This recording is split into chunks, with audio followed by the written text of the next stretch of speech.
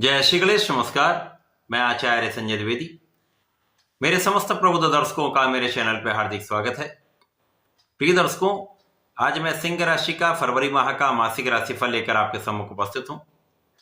फरवरी माह में जो ग्रहों की स्थितियां तथा जो ग्रहों के परिवर्तन होंगे वो इस माह में आपको कितना लाभ देने वाले हैं, किन भाव में प्रबलता आएगी, इस माह में स्वास्थ्य, शिक्षा, ज्ञान का भाव कितना प्रबल रहने वाला है, कर्म क्षेत्र कितना प्रबल होगा, धन का कितना लाभ मिलेगा, भाग्य का कितना साथ मिलेगा, वैवाहिक तथा संतान पक्ष कितना बलवान होने वाला है, संपूर्ण विश्लेषण मैं पूर्ण तर्क के साथ करने जा रहा हूं।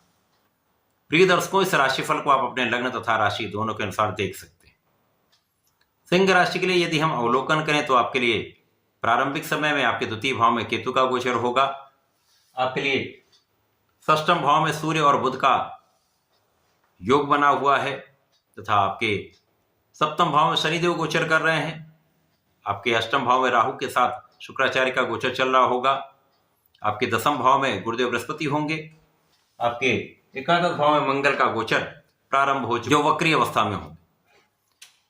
इस माह में पहला परिवर्तन गुरुदेव बृहस्पति का है, जब गुरुदेव बृहस्पति 4 फरवरी को वक्रीय अवस्था से मार्गी हो जाएंगे। 11 फरवरी को बुध अपनी राशि का परिवर्तन करेंगे, आपके षष्ठम भाव से सप्तम भाव में आएंगे, जहां पर शनिदेव के साथ ये मित्रोत्व भाव में होकर अत्यंत प्रबल स्थिति बनाएंगे। 12 फरवरी को सूर्यदेव भी आपके सप्तम भाव में गोचर करना प्रारंभ करेंगे। इस प्रकार से आपके सप्तम भाव में त्रिग्रही योग का निर्माण होगा। 24 फरवरी को मंगल जो आपके एकादश भाव में गोचर कर रहे हैं, वक्री हैं, वो मार्गी हो जाएंगे तथा 27 फरवरी को बुध अपनी राशि का पुनः परिवर्तन करेंगे, आपके अष्टम भाव में पहुंचेंगे, जहां पर शुक्र, राहु और बुध का त्रिग्रही संयोजन बनेगा। इस माह के प्रारंभ से यदि हम देखें तो लग्नेश का गोचर आपके षष्ठम भाव में है। सूर्य को किसी प्रकार का कोई त्रिग्दोष नहीं लगता है, परंतु यहां पर धन तथा लाभ के स्वामी बुध आपके षष्ठम भाव में होंगे। तो यहां पर स्वास्थ्य के कारण कुछ समस्याएं हो सकती हैं। स्वास्थ्य का आपको ध्यान रखना चाहिए, अपने खाने पीने पर नियंत्रण रखना चाहिए, एक स्वस्थ जीवन शैली को अपनाना चाहिए। यद्यपि इस समय में आपकी स्थिति अत्यंत बलवान रहेगी तथा यहाँ पर आपके शत्रुओं का विनाश तय है। किसी प्रकार का कोई ज्ञात अज्ञात शत्रु इस माह में किसी प्रकार से आपके लिए कोई क्षति का योग नहीं बना सकता। आप अपने ऋण से मुक्त हो सकते हैं, ऋण चुकाने वाले हैं। इसी प्रकार से जो जातक व्यापारिक ऋण लेने के प्रयास में हैं, उनके लिए कार्य सिद्ध हो सकता है। आप चूंकि लग्न पर शनिदेव का प्रभाव है तो आपको कर्मठ बनाएंगे। इस पूरे माह में शनिदेव का प्रभाव आपको कर्मनिष्ठ बनाने वाला है, आपको न्यायोचित बनाने वाला है, आपको संकल्पित बनाने वाले हैं। तो आप यहां पर परिश्रमित तो रहने वाले, परिश्रम का लाभ भी आपको प्राप्त होगा। अब यहां पर आपके लिए पराक्रमेश अष्टम भाव में होंगे शुक्राचार्य, कर्म भाव के स्वामी भी शुक्राचार्य। अब शुक्राचार्य लंबी अवधि के लिए यहां पर गोचर करने जा रहे हैं, ये बहुत अच्छा योग नहीं है। इस माह में कुछ उतार चढ़ाव की स्थितियां रह सकती हैं।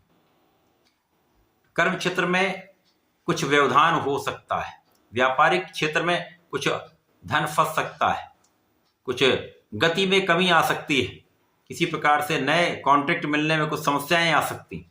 तो यहाँ पर धैर्य आपको रखना पड़ेगा। धैर्य के साथ यदि आप अपने कार्य क्षेत्र में लगे रहेंगे, निष्ठा के साथ कार्य करते रहेंगे, तो समस्याओं का समाधान भी होगा और आपको लाभ वृद्धि भी होगी। इस समय में अचानक धन प्राप्ति का योग बनेगा। परिवार के भाव से अथवा किसी प्रकार की पुरानी पारिवारिक संपत्ति से धन लाभ हो सकता है, परंतु यहां पर वाणी बहुत संयमित आपको रखनी पड़ेगी। विशेष रूप से परिवार के साथ बहुत संयमित होकर आपको बात व्यवहार करना चाहिए। यहां पर भाग्य का साथ मिलेगा, बहुत कुछ समस्याएं कम होंगी, अवरोध कम होंगे। इसी प्रकार से समय में लोगों का सहयोग आपको प्राप्त होता जाएगा। इस माह में लोगों के सहयोग से आप अपने कार्य क्षेत्र में जो मूवमेंट है उसको आगे बढ़ाते जाएं। जो लोग जनता से संबंधित कार्यों में हैं, सामाजिक कार्यों में, शासनिक सेवाओं में हैं अथवा सरकार में हैं, उनके लिए बहुत कुछ कष्टदायक समय नहीं। गुरुदेव दसम भाव में है जो अच्छी स्थिति है। गुरुदेव का प्रभाव आपके धन की वृद्धि भी कर रहे हैं। गुरुदेव आपके लग्न को भी प्रबलता दे रहे हैं, साथ में माता पिता का आशीर्वाद तथा लोगों का सहयोग दिला रहे हैं। कहीं ना कहीं आपकी समस्याओं का निस्तारण गुरुदेव यहां पर कर रहे हैं। अब जैसे ही इस माह में गुरुदेव मार्गी हो जाएंगे तो ये कार्यक्षेत्र को भी प्रबल करेंगे तथा इसके कार्यक्षेत्र से धन का लाभ भी बढ़ाएंगे। आपकी लाभ की स्थिति को प्रबल करते जाएंगे यहां पर। इसके साथ साथ गुरुदेव का प्रभाव लग्न की प्रबलता प्रदान करने वाला है, तो स्वास्थ्य समस्याएं कम करेंगे। जब आप स्वस्थ रहेंगे तो आप पूर्ण परिश्रम पूर्ण प्रयास कर पाएंगे। उन परिश्रम और प्रयासों से आपको सफलता के योग बनते हैं। इसी प्रकार से गुरु और शनि का आपसी संयोजन बन रहा है, जिसके कारण आप एनालिसिस तो करने वाले हैं। किसी भी कार्य को करने से पहले सोच विचार करके कार्य करने वाले। यदि धैर्यपूर्वक आप ऐसा कार्य कर लेते हैं तो किसी प्रकार से अपने कार्य क्षेत्र में आप धोखा नहीं खाएंगे। समस्याएं तो होंगी, अवरोध हो सकता है, परंतु उन समस्याओं से निकलने का रास्ता भी आपको प्राप्त हो जाएगा। अब जब बुध और सूर्य आपके सप्तम भाव में आ जाएंगे, क्योंकि एक दिन के अंतर पे ही दोनों का परिवर्तन, सप्तम भाव में आ जाएंगे, प्रबल रूप से त्रिग्रही संयोजन आपके सप्तम भाव में बन जाएगा। अब यहां से कार्यक्षेत्र भी प्रबल होगा, स्वास्थ्य समस्याएं समाप्त होंगी, आपका आत्मबल बहुत प्रबल हो जाएगा, आपकी क्षमता में कई गुना वृद्धि हो जाएगी। अब कर्मठ आप हैं, अब यहाँ पर नेतृत्व की क्षमता बढ़ जाएगी, बुद्धि श्रेष्ठ हो जाएगी। यहाँ पर कुशाग्र आप रहने वाले, तो आपकी गणनाएं बहुत अच्छी रहने वाली। जब गणनाएं श्रेष्ठ होती हैं तो आप अपने कार्यक्षेत्र में सफलता के अवसर तलाश लेते हैं, अवसर आपको प्राप्त हो जाते हैं।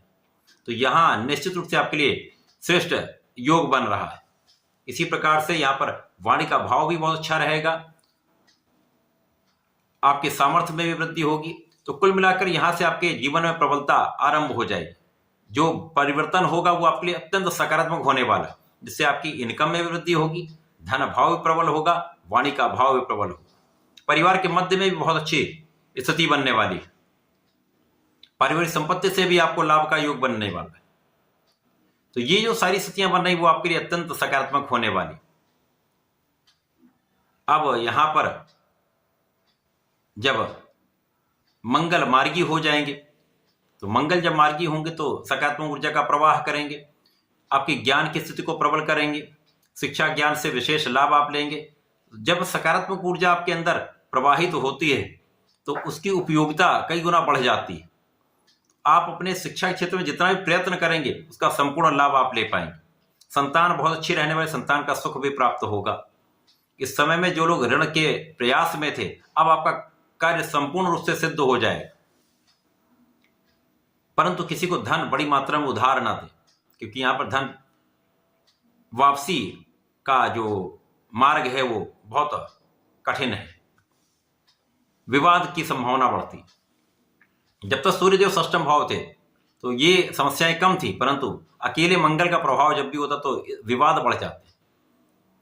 परंतु यहां पर लग्न आपकी अत्यंत प्रबल है, शनि बुध और सूर्य का संयोजन है, जिसके कारण आप न्यायिक क्षेत्र में या किसी भी क्षेत्र में आप हैं, सरकारी संस्थाओं में हैं, सरकार से संबंधित किसी कार्य में हैं, सभी क्षेत्र से आपको लाभ मिलेगा।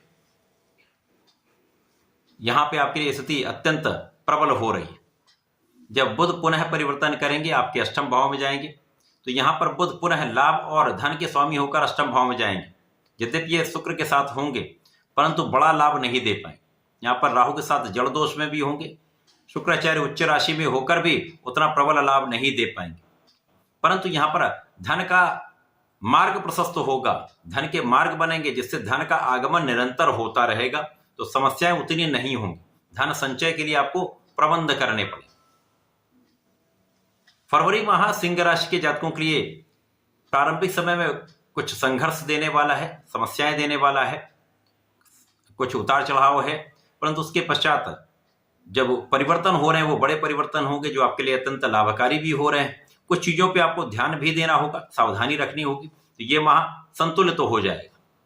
पूरे माह में आपको नियमित रूप से भगवान शंकर मोचन की शरण में रहना चाहिए। ओम हम हनुमताय नमः का जप करें, 27 बार जप करके घर से बाहर निकले, अपने कार्य क्षेत्र पे जाएं, संपूर्ण कार्य सिद्ध होंगे, संकट दूर होंगे। तथा प्रत्येक बुधवार को गणपति जी की आराधना करें, शंकरनाशन गणेशोत्तम का पाठ करें, ओम गंग गणपतये नमः का एक माला का जप करें। आपके कार्यों में निरंतरता आएगी, समस्याएं दूर हों, आपको लाभ प्राप्ति हो। तो ऐसा करके इसका लाभ लें। धन्यवाद, नमस्कार।